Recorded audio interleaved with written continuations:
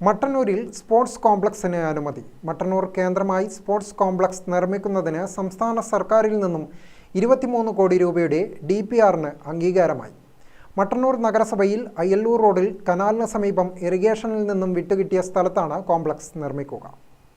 9.3 acre ഭൂമിയിലാണ് sports complex നിർമ്മിക്കുന്നത്. ഒന്നാം ഘട്ടത്തിൽ ഇൻഡോർ സ്റ്റേഡിയവും പ്ലേയേഴ്സ് റൂമും അനുബന്ധ സൗകര്യങ്ങളുമാണ് ഉള്ളത്.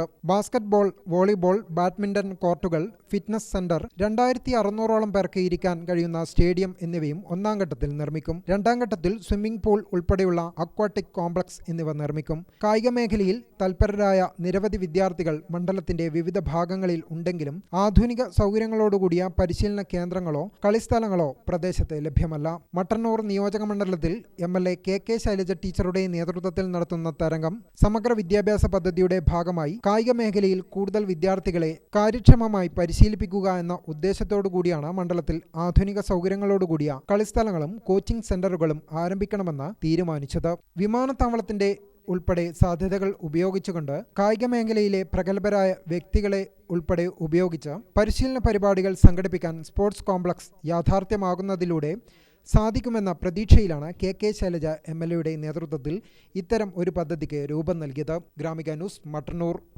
ഓൾ ഇന്ത്യ ട്രേഡ് ടെസ്റ്റിൽ വർഷങ്ങളായുള്ള 100% വിജയചരിത്രത്തിന്റെ തിലക്കവുമായി മോഡേൺ ITI.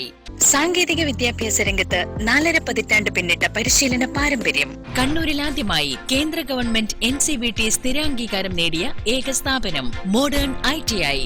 കേന്ദ്ര സംസ്ഥാന സർക്കാരുകൾ അംഗീകരിച്ച വിവിധ തൊഴിലധിഷ്ഠിത എഞ്ചിനീയറിംഗ് കോഴ്സുകൾ, KGCE ഈവനിംഗ് ബാച്ചുകൾ, 100% പ്ലേസ്മെന്റ് അസിസ്റ്റൻസ്, 50% ഫീസ് ഇളവോടുകൂടിയ സ്കോളർഷിപ്പുകൾ. അഡ്മിഷൻ ആരംഭിച്ചിരിക്കുന്നു. Modern ITI, opposite chamber hall, Caltex, Kannur.